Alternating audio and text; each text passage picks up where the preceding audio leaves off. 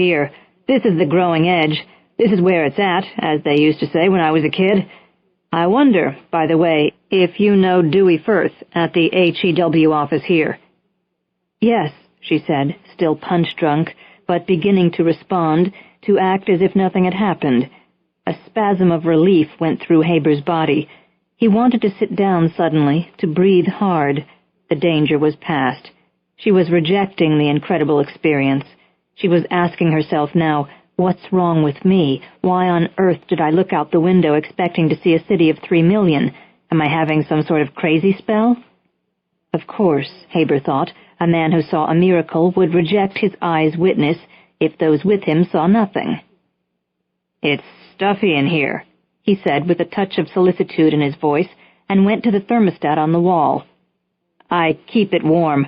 Old sleep researcher's habit. Body temperature falls during sleep, and you don't want a lot of subjects or patients with nose colds. But this electric heat's too efficient. It gets too warm, makes me feel groggy. He should be waking soon." But he did not want Orr to recall his dream clearly, to recount it, to confirm the miracle. "I think I'll let him go a bit longer. I don't care about the recall on this stream, and he's right down in third-stage sleep now. Let him stay there while we finish talking. Was there anything else you wanted to ask about?" No, I don't think so."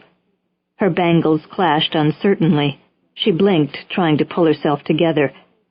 "If you'll send in the full description of your machine there, and its operation, and the current uses you're putting it to, and the results, all that, you know, to Mr. Firth's office, that should be the end of it. Have you taken out a patent on the device?" "Applied for one." She nodded. "Might be worthwhile." She had wandered, clashing and clattering faintly, over toward the sleeping man, and now stood looking at him with an odd expression on her thin brown face. "You have a queer profession," she said abruptly. "Dreams, watching people's brains work, telling them what to dream. I suppose you do a lot of your research at night?" "Used to. The augmenter may save us some of that. We'll be able to get sleep whenever we want, of the kind we want to study using it. But a few years ago there was a period when I never went to bed before 6 a.m. for 13 months. He laughed. "I boast about that now, my record. These days I let my staff carry most of the graveyard shift load.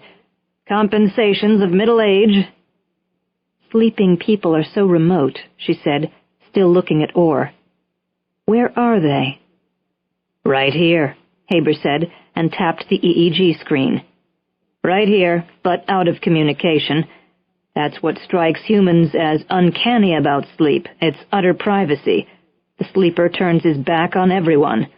The mystery of the individual is strongest in sleep," a writer in my field said. "But of course, a mystery is merely a problem we haven't solved yet.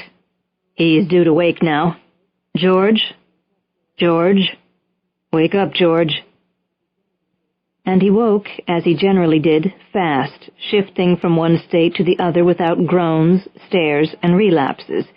He sat up and looked first at Miss Leacock, then at Haber, who had just removed the Tran-cap from his head. He got up, stretching a little, and went over to the window. He stood looking out. There was a singular poise, almost a monumentality in the stance of his slight figure. He was completely still as the center of something. Caught, neither Haber nor the woman spoke. Orr turned around and looked at Haber. "Where are they?" he said. "Where did they all go?" Haber saw the woman's eyes open wide, saw the tension rise in her, and knew his peril. Talk. He must talk. "I judged from the EEG," he said, and heard his voice come out deep and warm, just as he'd wanted it, "that you had a highly charged dream just now, George. It was disagreeable. It was, in fact, very nearly a nightmare. The first bad dream you've had here, right?" "I dreamed about the plague," Orr said, and he shivered from head to foot, as if he were going to be sick. Haber nodded. He sat down behind his desk. With his peculiar docility, his way of doing the habitual and acceptable thing, Orr came and sat down opposite in the big leather chair placed for interviewees and patients. "You had a real hump to get over, and the getting over it wasn't easy, right? This was the first time, George, that I've had you handle a real anxiety in a dream. This time, under my direction, as suggested to you in hypnosis, you approached one of the deeper elements in your psychic malaise. The approach was not easy or pleasant. In fact, that dream was a heller, wasn't it?" "Do you remember the plague years?" Orr inquired, not aggressively, but with a tinge of something unusual in his voice. Sarcasm? And he looked round at the lilac who had retired to her chair in the corner. "Yes, I do. I was already a grown man when the first epidemic struck. I was 22 when that first announcement was made in Russia, that chemical pollutants in the atmosphere were combining to form virulent carcinogens. The next night they released the hospital statistics from Mexico City. Then they figured out the incubation period, and everybody began counting, waiting. And there were the riots, and the fuck-ins, and the Doomsday Band, and the vigilantes. And my parents died that year, my wife the next year, my 2 sisters and their children after that, everyone I knew." Haber spread out his hands. "Yes, I remember those years," he said heavily, "when I must." "They took care of the overpopulation problem, didn't they?" said Orr, and this time the edge was clear. "We really did it." "Yes, they did. There is no overpopulation now. Was there any other solution besides nuclear war? There is now no perpetual famine in South America, Africa, and Asia. When transport channels are fully restored, there won't be even the pockets of hunger that are still left. They say 1/3 of humanity still goes to bed hungry at night, but in 1980 it was 92%. There are no floods now in the Ganges caused by the piling up of corpses of people dead of starvation. There's no protein deprivation and rickets among the working-class children of Portland, Oregon, as there was before the crash." "The plague," Orr said. Haber leaned forward across the big desk. "George, tell me this. Is the world overpopulated?" "No," the man said. Haber thought he was laughing and drew back a little apprehensively. Then he realized that it was tears that gave Orr's eyes that queer shine. He was near cracking. All the better. If he went to pieces, the lawyer would be still less inclined to believe anything he said that fitted with whatever she might recall. "But half an hour ago, George, you were profoundly worried, anxious, because you believed that overpopulation was a present threat to civilization, to the whole Terran ecosystem. Now, I didn't expect that anxiety to be gone, far from it, but I believe its quality has changed, since you're living through it in the dream. You are aware now that it had no basis in reality. The anxiety still exists, but with this difference. You know now that it is irrational, that it conforms to an inward desire rather than an outward reality. Now that's a beginning, a good beginning. A damn lot to have accomplished in one session with one dream. Do you realize that? You've got a handle now to come at this whole thing with. You've got on top of something that's been on top of you, crushing you, making you feel pressed down and squeezed in. It's going to be a fairer fight from now on because you're a freer man. Don't you feel that? Don't you feel right now already just a little less crowded?" Orr looked at him, then at the lawyer again. He said nothing. There was a long pause. "You look beat," Haber said, a verbal pat on the shoulder. He wanted to calm Orr down, to get him back into his normal self-effacing state, in which he would lack the courage to say anything about his dream powers in front of the third person, or else to get him to break right down, to behave with obvious abnormality. But he wouldn't do either. "If there wasn't an HEU observer lurking in the corner, I'd offer you a shot of whiskey, but we'd better not turn a therapy session into a wingding, eh?" "Don't you want to hear the dream?" "If you want." "I was burying them in one of the big ditches. I did work in the interment corps when I was 16, after my parents got it. Only in the dream, the people were all naked and looked like they'd died of starvation. Hills of them. I had to bury them all. I kept looking for you, but you weren't there." "No," Haber said reassuringly. "I haven't figured in your dreams yet, George."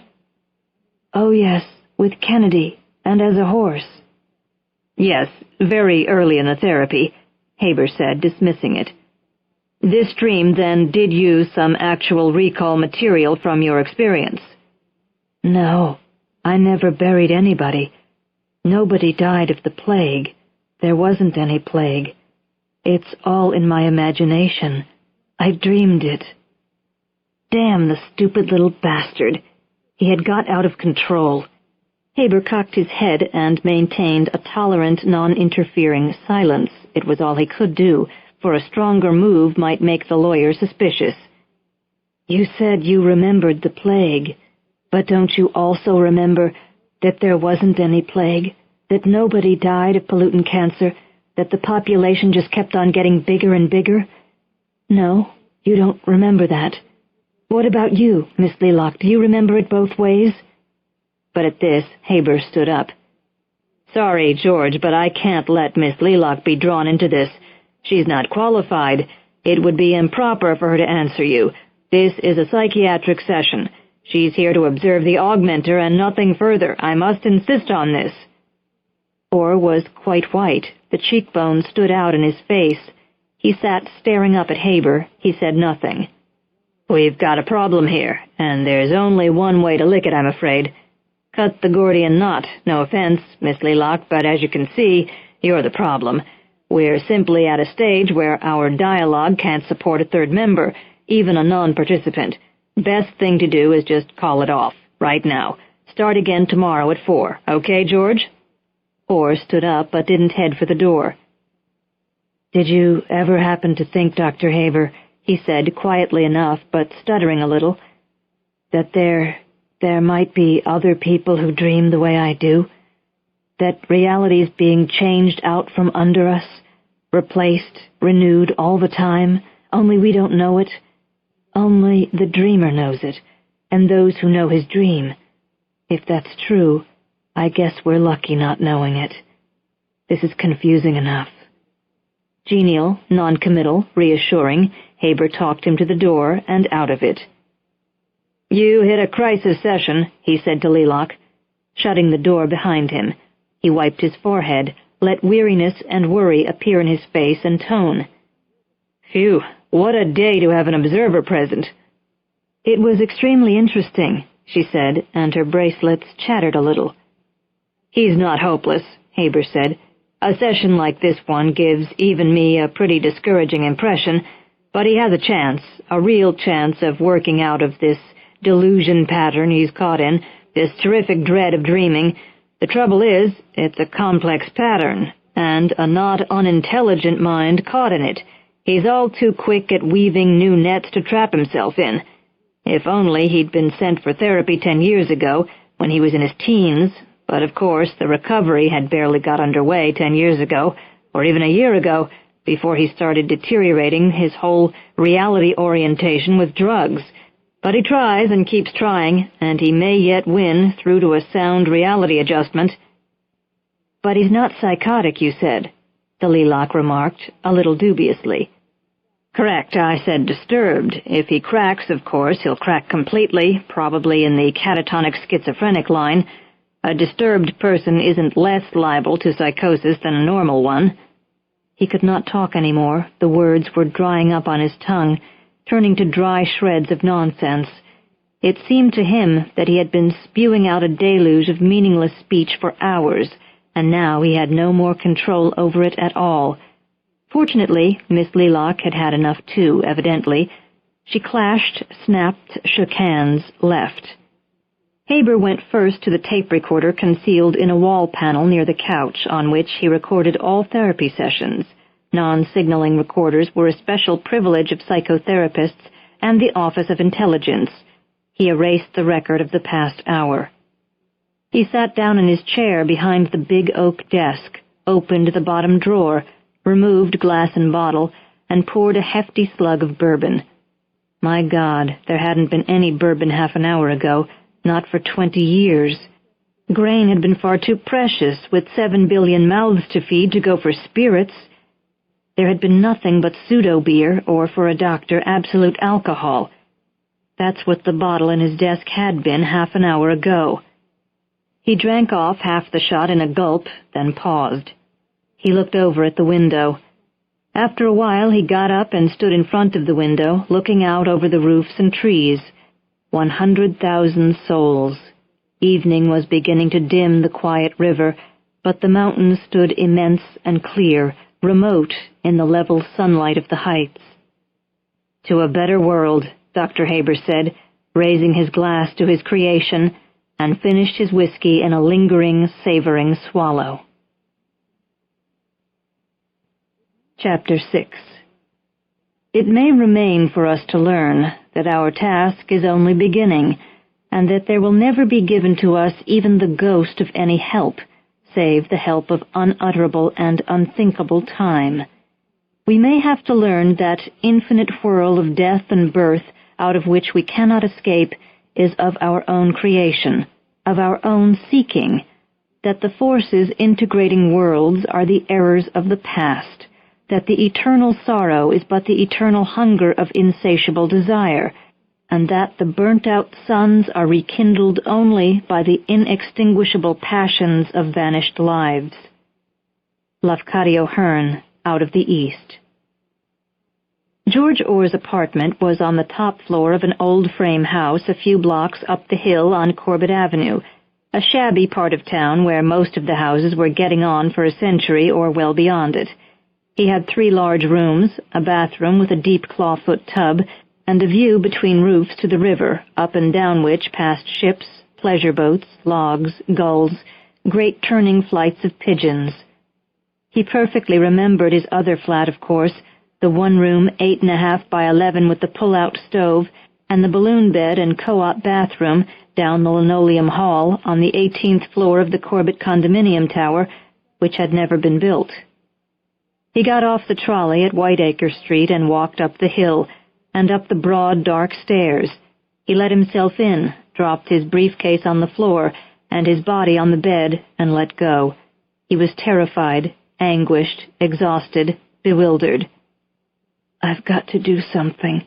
I've got to do something," he kept telling himself frantically, but he did not know what to do. He had never known what to do. He had always done what seemed to want doing, the next thing to be done, without asking questions, without forcing himself, without worrying about it. But that sureness of foot had deserted him when he began taking drugs, and by now he was quite astray. He must act. He had to act. He must refuse to let Haber use him any longer as a tool. He must take his destiny in his own hands. He spread out his hands and looked at them, then sank his face into them. It was wet with tears. "Oh, hell, hell," he thought bitterly. "What kind of man am I? Tears in my beard? No wonder Haber uses me. How could he help it? I haven't any strength. I haven't any character. I'm a born tool. I haven't any destiny. All I have is dreams. And now other people run them. I haven't any destiny. All I have is dreams. And now other people run them. I haven't any destiny. All I have is dreams. And now other people run them.